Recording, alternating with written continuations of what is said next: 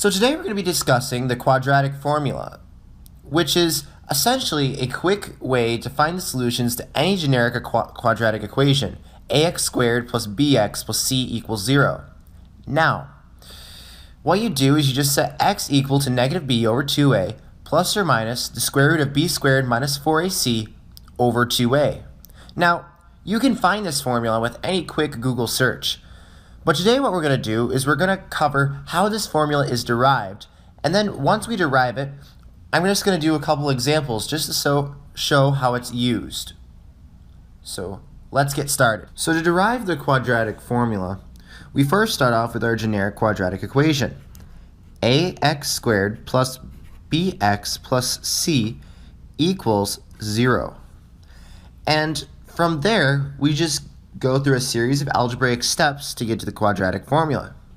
So the first thing that we do to derive the formula is we divide everything by a. So you're left with x squared plus b over a times x plus c over a equals 0. Now the next step is x squared plus ba over x, and then now what we're going to do is we're going to subtract both sides by c over a. So we're just going to set this equal to negative c over a. We subtracted both sides by negative c over a, like that.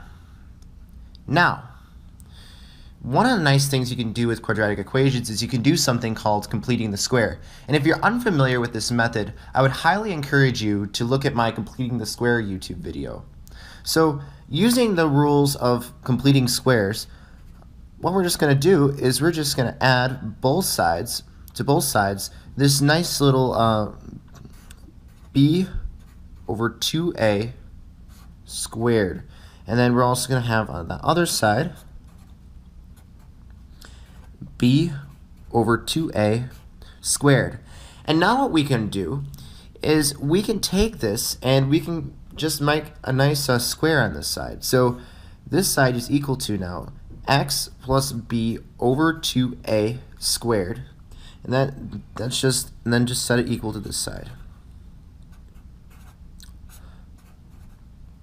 So now to get x by itself, what we can do is we can then take the square root of this. So just square root both sides, and now what you're left with is x plus b over 2a plus or minus the square root of negative c over a plus b over 2a squared. Now, before we go any further, I'd like to simplify everything that's inside this radical. So everything inside this radical is equal to negative c over a plus b squared over 4a squared. And now to add fractions together, what we need to do is we need to have them share a common denominator. So I need to multiply this c over a by a factor of 4a, like this, and times 4a. So what we're left with is b squared minus 4ac over 4a squared. Now, you're probably thinking, man, this is starting to look really similar to the quadratic formula. So now, taking this formula, we can simplify it a little bit further to get what we know as a quadratic formula. So if I take all this stuff inside this radical and just distribute it over the fraction like this,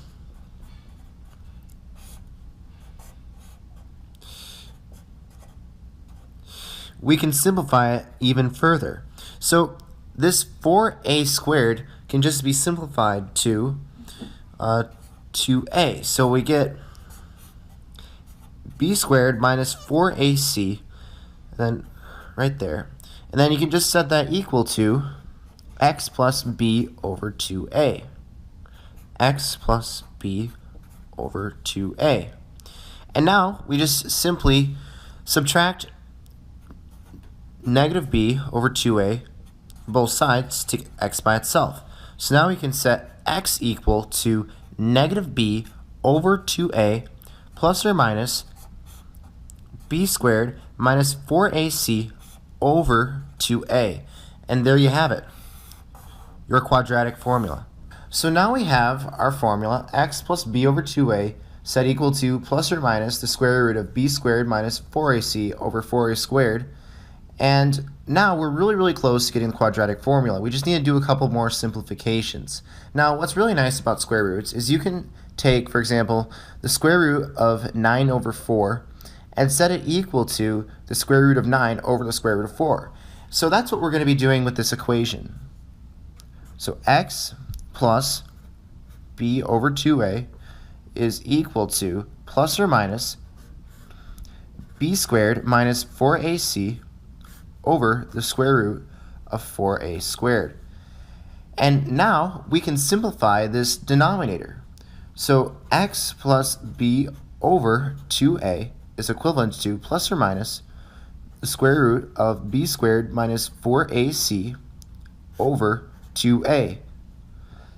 And then basically now we can just subtract b over 2a from both sides. And voila, we have our quadratic formula. So now we have a quadratic formula that we can use with any quadratic equation to find its x-intercepts.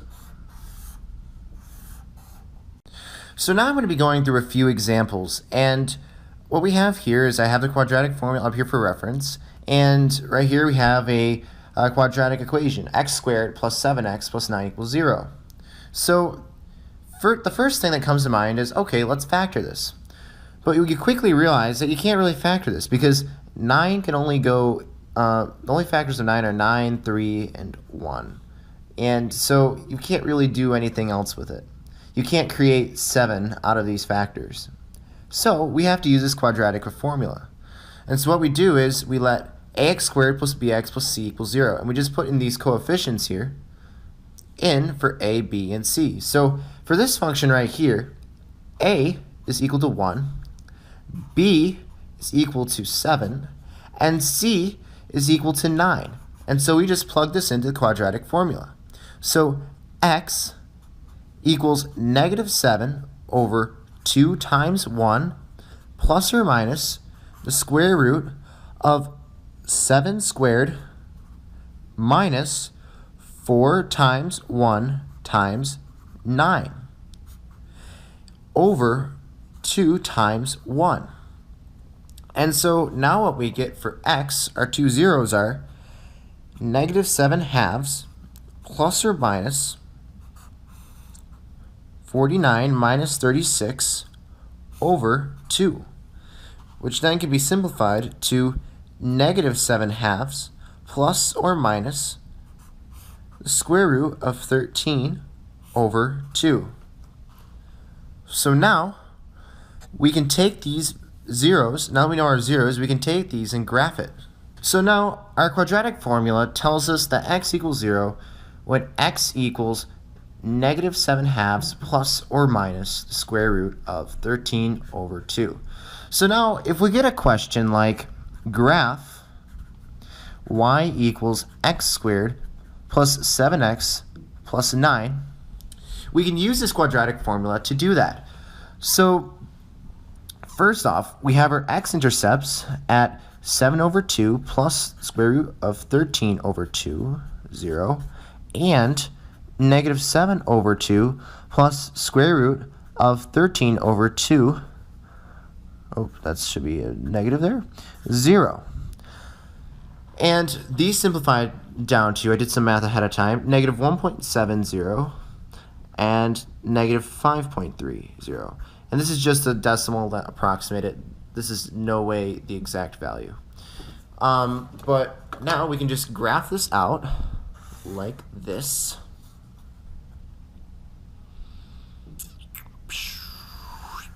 We'll just say that each of these hash marks is 1, so negative 1, negative 2, negative 3, negative 4, negative 5, negative 6.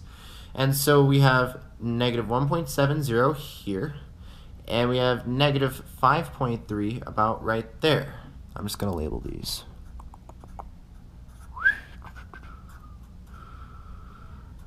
All right, so there we go. So now we have our x-intercepts, but now how do we finish the graph? Well, we need to know a third point, and that third point is going to be its vertex. Now, using the quadratic formula, we can find the vertex pretty easily because parabolas are symmetric. And so what we can do is we can just say, okay, since the different x-intercepts are equidistant from this certain center point, -7/2, we can say that our vertex will occur when x is equal to -7/2, because this is +13/2 away this way, and this is -13/2 away this way. So our vertex will occur somewhere along this line.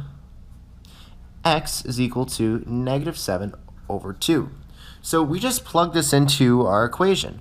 So y is equal to -7/2 squared plus 7 times -7/2, and then plus 9.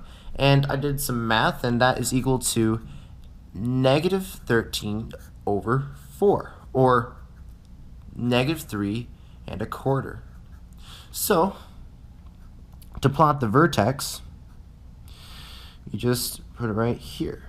So this is -7/2, -13/4. And so now we can just connect these points to create a parabola.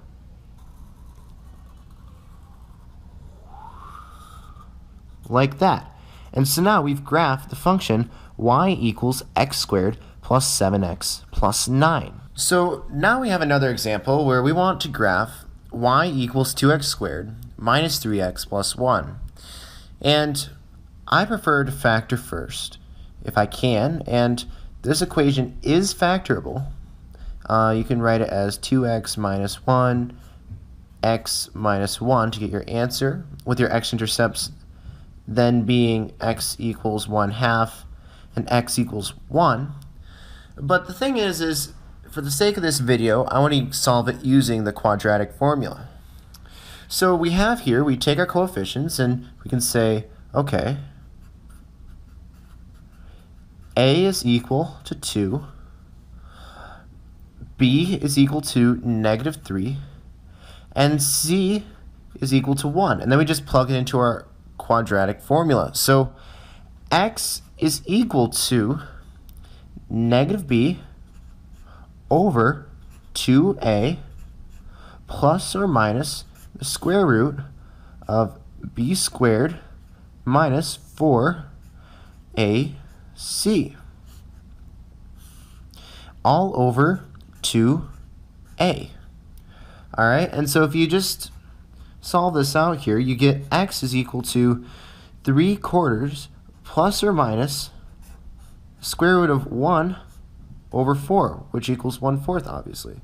So we have our two x-intercepts being negative, not negative, 1/2, 0, and 1, 0. And that's identical to what we have up here. So now, if we want to graph this, we can just make a nice Cartesian coordinate plane, like this. And we can just plot our x-intercepts. So right here, if we just want to say this is 1, this is -1, this is 1, this is -1, just for sake of like some scale. Our first x-intercept will be 1/2, 0, and our second x-intercept will be 1, 0. And so what we're going to do now is we want to graph the parabola. But the thing is we need one more piece of information. We need to know where the vertex is. And this quadratic formula already shows us, where it is for us. Because you can see here that each of these points are 1/4 away from this center point here. And we know that parabolas are symmetric, so thus the vertex must occur along the line x equals 3/4. So we just plug 3/4 into our equation here. So I'm just going to write it right here. So 2 times 3/4 squared minus 3 times 3/4 plus 1, and that'll get you, I did the math ahead of time, not negative 13/4, negative 1/8. And so you just plot the point right here, 3/4, negative 1/8, and voila, you have your parabola. And so you can just draw it in. And there you go. You have graphed y equals 2x squared minus 3x plus 1. And so there you go. And I really hope that this is a help to you. And if you have any questions, feel free to leave a comment below, and I'll try to answer it as soon as I can. So thank you very much for watching this video. Hope it helps.